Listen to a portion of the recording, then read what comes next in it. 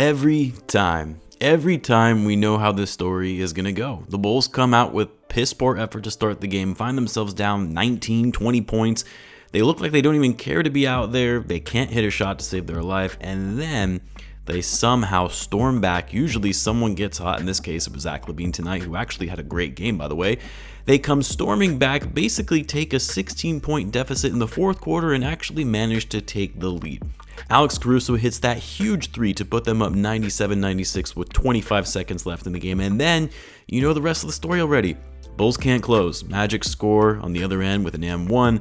They're only down 2 with 12.2 seconds left, and they get an open look for Vucevic in the corner, and he can't hit it. It was a good look. I'm not sure if it was the right play drawn up for that final shot or the right option that they would have wanted to take, but I imagine they somehow found Vuce open, and they knew that they weren't going to get a better look than this, and the shot just didn't fall down. Brutal. Just brutal. Of course, the Bulls intentionally foul, and the rest is history. They lose 103-97. And they fall to 4-9 on the season. 4-9. But anyway, let's talk about this game. Before I get into the rest of the video, I wanted to quickly tell you about today's sponsor, SoRare, which I am super excited to tell you guys about their platform, especially considering it is free to join. It is super fun, and you get to win prizes, collect digital cards and assets in the form of NFTs.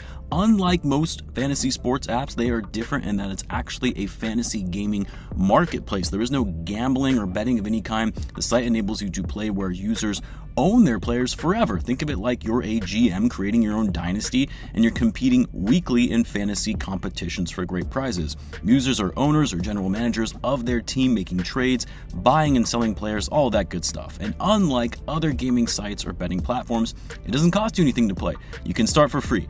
I've created my own private league where you can compete and play against each other for prizes and offers, so check it out if you're interested. Join my private league. Link is in the description. We got some great people in there, and thanks again to SoRare for sponsoring this video.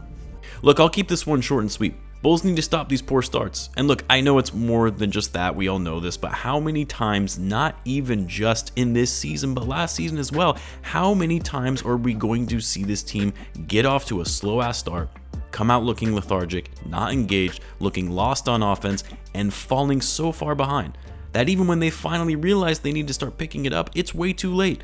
And in these last two games, it wasn't even too late. Like, they actually got back into the game in time. Took the lead twice in this game on that insane Coby White breakaway dunk that I thought he jumped way too early and was going to miss it. I literally screamed so loud that I woke up my 1-year-old daughter. She fell right back to sleep though, so it was okay. She cried out for a bit, and I felt bad for a split second. But holy shit, I thought there was no way the Bulls were going to lose this one after that.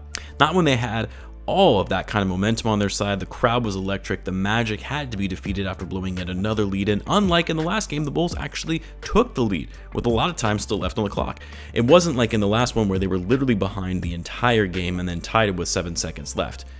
But I should have known the same story from last year was going to repeat itself that we've seen so many times before with this team. And look, you just can't play basketball like this.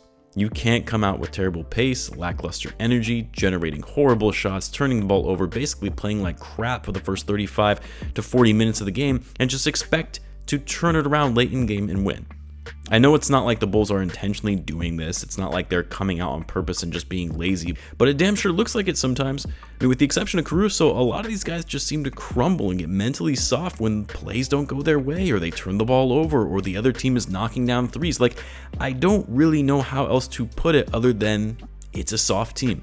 Because you should be going out there and competing regardless of what's going on in the game, regardless of the momentum on the other team's side, regardless if the calls aren't going your way. It's hard. It's definitely hard to not let it get to you mentally, but that separates those who have resilience and fight when faced with adversity. A lot of guys on this team just do not have that. Now, yeah, sure, I'll give the Bulls credit for overcoming some adversity and fighting back into this game twice now, but they shouldn't be finding themselves in these types of situations. Not if they compete for the whole 48 minutes. Also, give Lavine a lot of credit, because for a guy who's pretty much made it clear he doesn't want to be here anymore, he's checked out, while he's still completely disengaged and trash on defense, he played hard today on the other end of the floor and was actually efficient on the court. Wasn't missing layups, he was finishing at the basket, and he single-handedly really brought the Bulls back into this game in the fourth quarter with some of those incredible threes and drives to the hoop. Finished the game with 34 points, 6 rebounds, 3 assists, 2 steals. Did a good job at getting to the foul line, so I guess it was good because it likely helps out his trade value a bit, and it energized the crowd, it energized the team. It was good.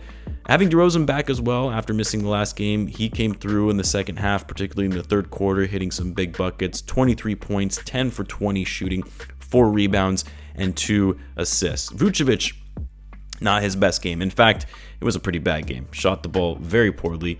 4 for 16 from the floor. Obviously, he missed that potential game-winning shot. And you know what? I did want to say something about that because I've seen a lot of people on Twitter up in arms shouting, how could Billy Donovan have drawn up a play like that for Vucevic in the corner? Is this man nuts? First of all, that was a good look. And it was a good find by DeMar DeRozan. People need to realize this is coming from someone who doesn't like Billy Donovan and normally is not a Billy defender, but going into a final possession like that, there are going to be multiple options drawn up in a final possession play like that. Multiple options to choose from, and it's on the ball handler to decide what's best in that moment and reading the situation and the defense on the court. The Magic were all over in the paint and hounding DeMar, and Zach wasn't open either. Vucevic, wide open, and while, yeah, he's not known for that shot like DeMar and Zach are, he can still make those, and has made clutch baskets in the past. I highly doubt that was the primary or even secondary option on that possession, but it was a good look. He just missed it. If Vooch made that shot, people would have been talking about how that was geniusly drawn up of a play by Billy Donovan because the Magic would have never expected Vooch to be taking that final shot. But because he missed it, now everyone is saying, what in the world was Donovan thinking? Again, this is coming from someone who wants Billy Donovan gone and thinks he's made very questionable calls and decisions throughout his tenure with the Bulls. But this wasn't one of them. Speaking of decisions made by Donovan, shook up the starting lineup a bit. Put Caruso at the 4, which is just too funny to me. And the Bulls have 2 power forwards now, and they still can't start either of them. They still have to start 6'5" Alex Caruso at power forward like we saw a lot last season as well. But it was the right call, because without Caruso in that first stretch, Bulls might have been down 30 in the first quarter. Donovan did take Caruso out early, which I did find a little odd, especially when he was 3 for 3 from 3 to start the game, but I assume it's likely because they're trying to conserve his minutes for some of the lingering issues that he's had in the past. But Alex Caruso was great. 5 for 6, 4 for 5 from 3, hit that big 3 to take the lead with 25 seconds left. It just wasn't enough. 18 points, 2 steals, 2 blocks.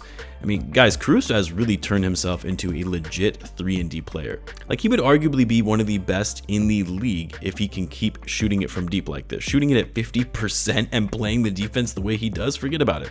Again, good for the trade value, but I don't know, part of me really wants the Bulls to keep Caruso, even though I know it just doesn't make sense at this point. But we'll see how the next few months transpire. The other person I wanted to call out from this game was Patrick Williams. Patrick Williams looked like he didn't even belong out there. Like, he was too scared to even be out there at times. Couldn't handle passes, kept losing his footing, losing his dribble, would penetrate but then dribble it back out because he was too afraid to take a shot. When he finally did take shots, they weren't good ones. Like, I just don't know with this kid. I just don't know if he can really ever feel right and comfortable on this team with all the vets knowing they're going to be the primary options. I'm starting to lose hope, and this is coming from one of the Pat believers.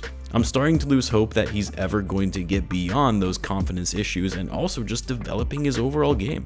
I just don't know. And in a season where you knew we had to have a big year from Patrick Williams for the Bulls to really do well, and in a contract year where you would think he would be showing up better than he has. I just don't know. I don't know with this team, and it's funny because I didn't even realize the Bulls are actually going to be playing the Miami Heat tomorrow.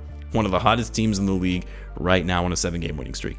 Who knows? Watch, the Bulls will probably win that game knowing this team. They like doing that sometimes. Anyway, let me know what you guys thought of this game. As always, be sure to subscribe, and I'll see you in the next one.